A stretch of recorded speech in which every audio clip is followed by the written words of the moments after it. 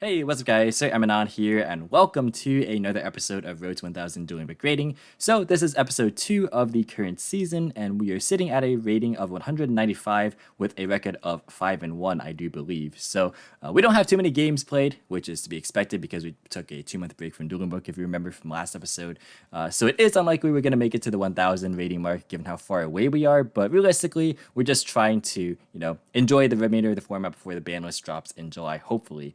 And realistically speaking, we're just trying to learn as much as we can about the format. That really is the point of the series, is to learn from a first-person POV and to have you guys learn along the way with me.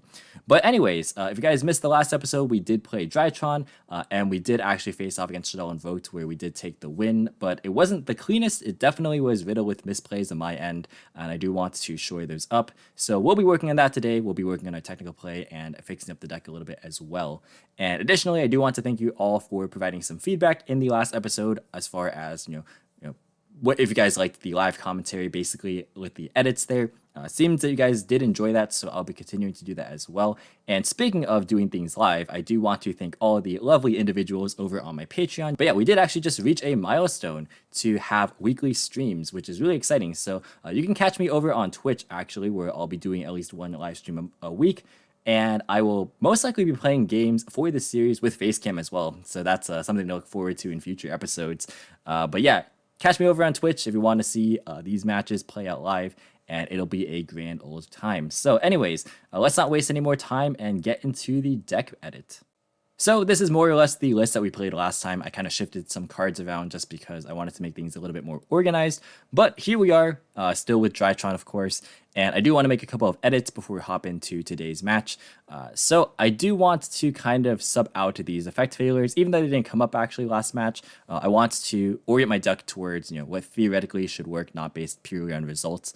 And while I do think Valor is good in certain matchups, for example, Tri-Brigade most notably, and it is a level 1 hand trap, I do think that a generically more suitable / stronger card for going second would possibly be better for grinding DB ladder. It's kind of hard to evaluate since DB ladder really is just all over the place as far as what decks people decide to bring.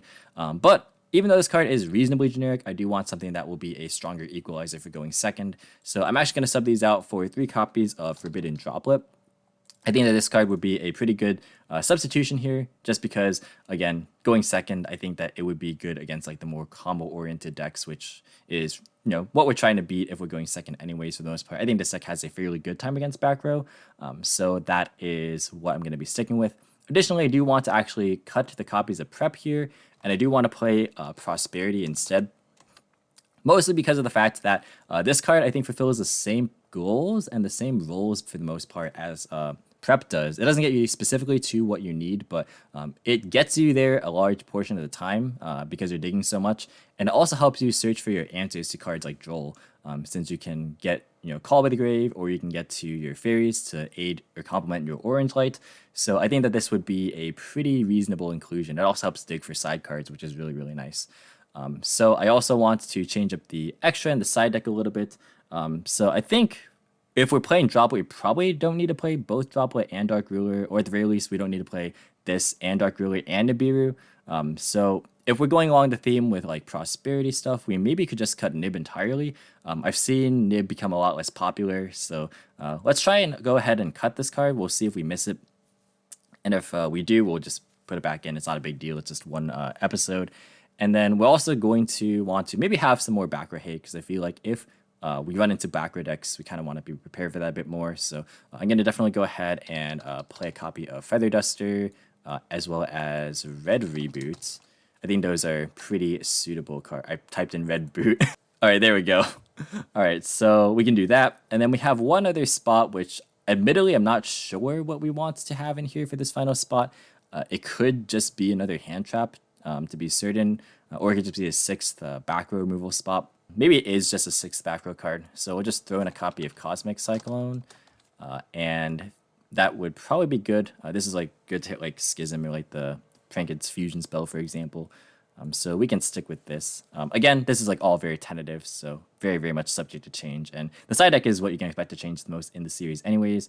Apart from that, the extra deck looks pretty decent. I do want to actually cut the Assemble Nightingale and play the Frucho, just because we do want a a fairly okay backup plan if we do get drilled and we don't have the response to it. Obviously, it kind of sucks if we can only end on this, but at least we don't die, so like that's not horrible. And then moving on from that, Chaos Ruler is cool. I'm not sure if it'll come up though, so let's go ahead and cut this for the Light Charmer actually, which I didn't know came out in the Lightning Overdrive set. But yeah, Line of the Light Charmer is a pretty cool card for sure that we'll be testing. It might be good to snag some like Light Fairies in the mirror match, for example, and ladder up into bigger Link monsters. So that would be nice. Also, we can like crash it and search Drytrons, which is pretty decent as well. So yeah, I think this is a pretty reasonable amount of changes. I don't want to like change things super fundamentally while we're still trying to get a grasp on how the deck is trying to function. So we can go ahead and save this, and now let's just move on into the match.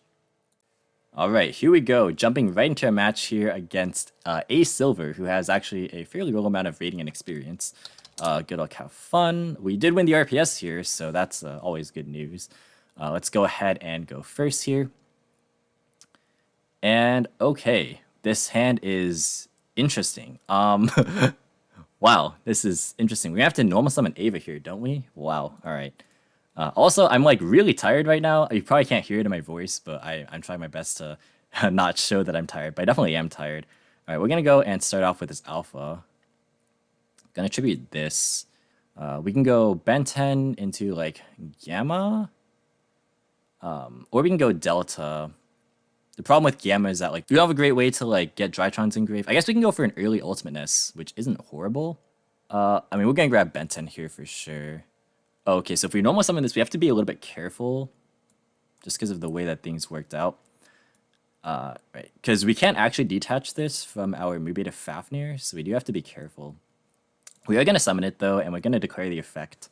We'll see if our opponent has a response. Okay, they do not, so we could just send Delta here. I don't love this. I guess Gamma doesn't realistically add too much to our board right now. Yeah, so we'll just go and send Delta. I kind of want to just draw into something else. I also don't want to like slow play too much. So yeah, this is pretty interesting. We'll go ahead and do this. Okay, that's actually one of the worst draws we could have had. We'll go Ben 10 here. Let's see. Oh, okay. Our opponent just scooped. All right. You know what? We didn't even have to think about the optimal line of play. I will probably go and go over that. And we'll probably make a comment on it in post. Or I'll just edit it into the video maybe. I'm not sure how I'm going to do that. But my opponent just early scooped. So I guess we just side generically. Honestly, I think this actually is one of the most generic setups we could have. We have Ash. We have Droplet. We might as well just keep our board in. Maybe we play Feather Duster somewhere just in case it's back row, or we can just play with no respect. Let's just keep this the same. All right, that was a fast game one. The worst part would be if these games, like I just keep getting fast games and like I have to record a bunch, so that would suck, but it is what it is. Oh, we're playing against Adignisters. Oh boy, I actually don't know what these cards do. I literally, okay, so I know like the basic game plan of this deck, but I actually have not like looked into this deck that much. We're gonna go ahead and just orange light this because I don't know what the deck does. Well, we are gonna grab Diviner. All right, we'll see if that was good enough. I literally have no knowledge of this deck at all, so that's gonna be good as far as being a learning experience because I literally do not know the intricacies of this deck. I do know what the generic end board is trying to be, at least for certain builds, but I don't know what extenders they have. Like, I know their Field Spell is a pretty good extender. Like, it just keeps special summoning dudes from your hand. But we'll see. This is interesting. I actually have not played against this deck yet. Nor have I really paid much attention to it. I just know that it's been catching some popularity. Like, this could have been completely wrong. But the thing is, like, sometimes it's easier to tell if you, like, made a misplay if it's too late. Like, if you hold a card too long, sometimes you can tell. Other times you can also tell like if you use it too early. Like if they had the extender anyway and like I use this at the first possible opportunity, then I know like, okay, I should hold this for a later choke point. That's why I kind of did this earlier because I think that it would be easier.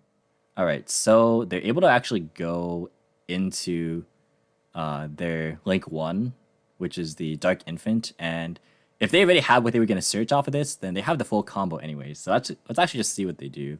Okay, so I gotta like read everything. So you can add an Ignister Island. And yeah, if you control no monsters in your main monster zone, you can special stuff from your hand. You're locked into attributes and then Cybers as well.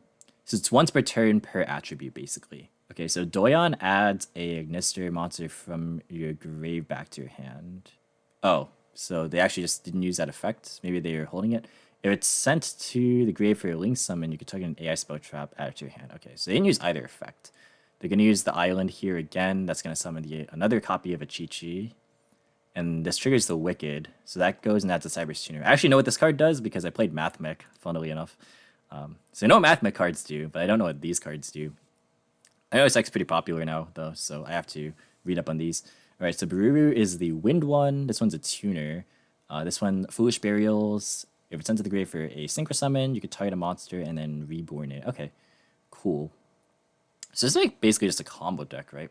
I wonder how many different variants there are and like if there's a solved build yet. They can go a Splash Mage here. They can go like Island, summon out the Bururu. Yep, that's fine. And they can Splash Mage out something. So I just want to see what they end on realistically. That's fine as well. So they can Foolish.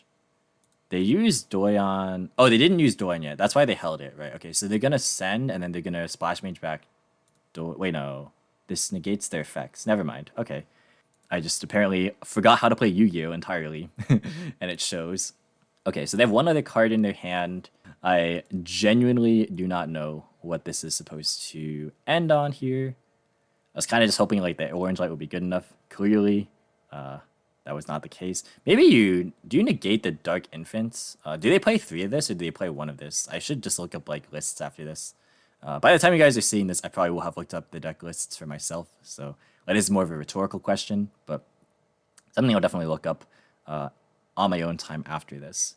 So they sent the light one, which is Picari. This one allows you to add an AI spell or trap on summon. You can target an Ignister monster control, and then it modulates to 4 in terms of a level. So you're going to go for Wind Pegasus. Hey, I know what this card does. All right, so they're going to go for the Bururu, which I already forget what this does. This one's a Reborn. Okay, so that one gets to summon back Picari, which adds an AI spell trap. Because if they do play 1 of this, maybe it's worth like using your negate on this. If they play 3 of it, then maybe not, because like they could just hard draw it anyways. So I wonder if it's like a Bailing slash what's it called? Striker Dragon type scenario, or if you actually just want to max out in this. It also does, reset itself.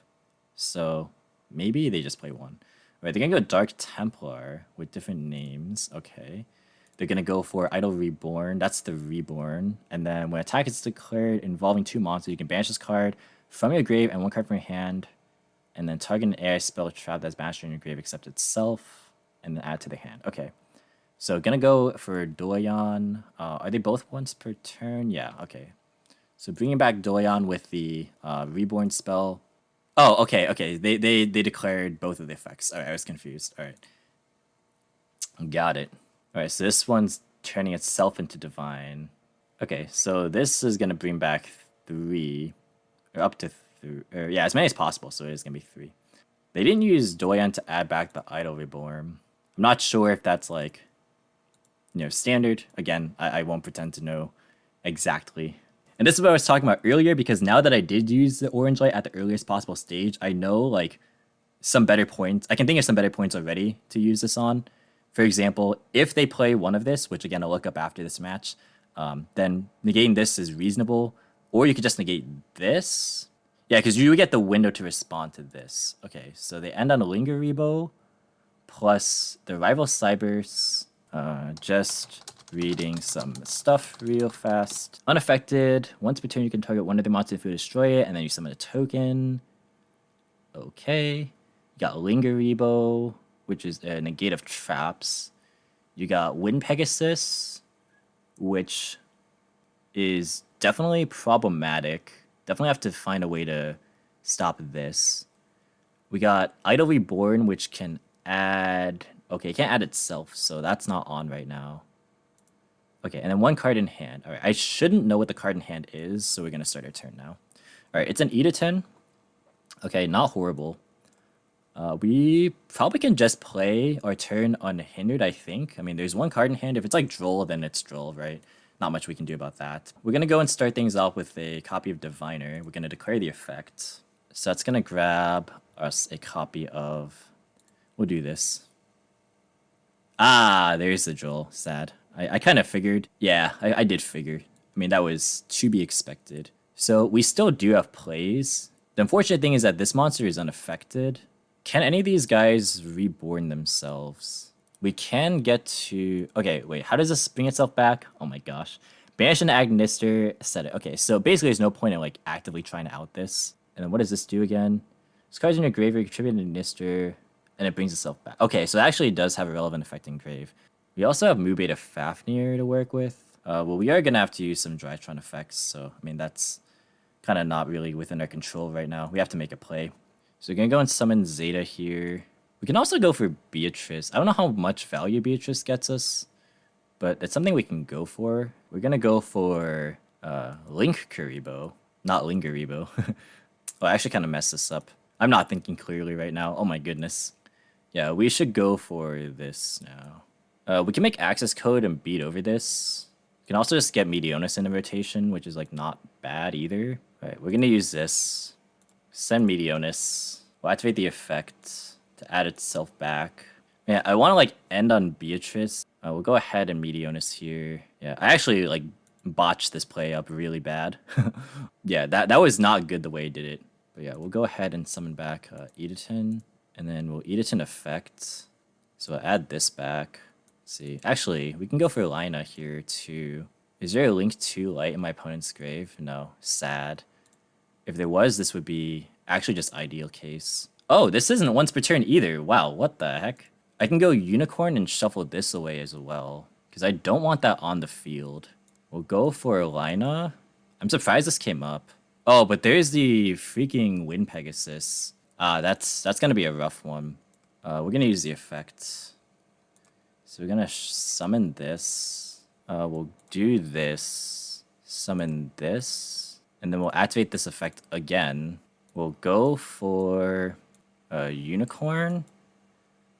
We'll spin back Island. And then we'll go into Access. We'll gain 3k. We'll go Battle Phase. We'll attack this. We'll see what they use the Wind Pegasus on. Hopefully they go and pick Access Code. That would be best case scenario. If they don't, it's not a big deal. Oh, yes. Perfect. Perfect. All right. Because now we can end on Beatrice, which is like really, really huge. Should only be 1,600 total, right? Unless if I am missing something, which is very well possible because I am not familiar with what that deck does.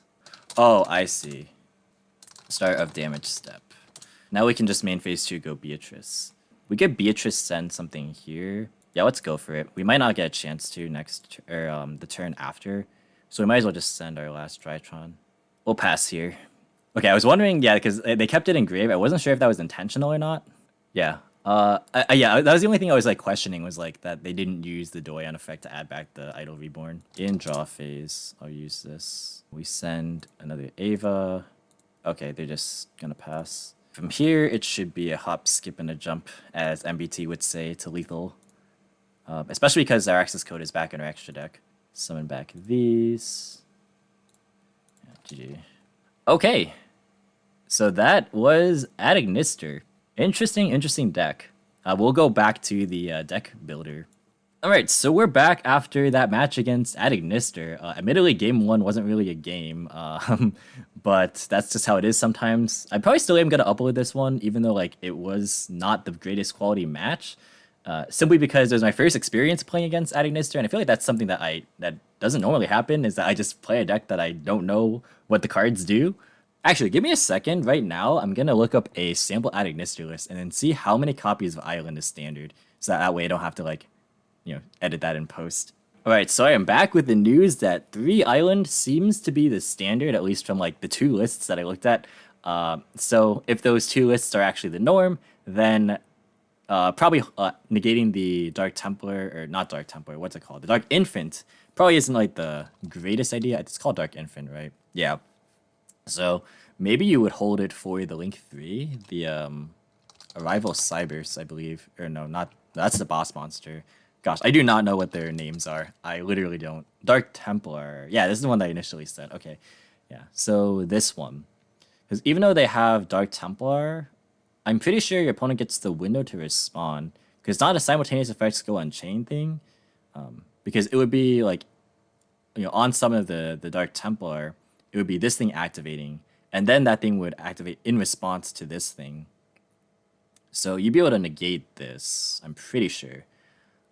So this might be a good choke point if they don't have a negation up, which I'm not sure if they can put up one. Maybe they can, and I just don't know. But yeah, let me know, guys, in the comments about things that I should be leery about with this deck, because I'll be honest, that was literally my first experience playing against that deck, and it looked pretty cool. But I just honestly do not know how the deck works, so I can't really comment on it too much. Sorry that the quality of this commentary was kind of bad as a result, but that's I guess that's like a different side of just my commentary that you haven't gotten to experience. So there you go, something new every day. But we're gonna wrap it up here, guys. Thank you so much for watching. Hope you enjoyed. If you did, be sure to leave a like as well as any thoughts or feedback in the comments. Subscribe for more informative and competitive Yu-Gi-Oh content. If you want to, you can follow me on all social media platforms or support me with the links in the description as usual. And until next time, I'll catch you in the next video. See you guys.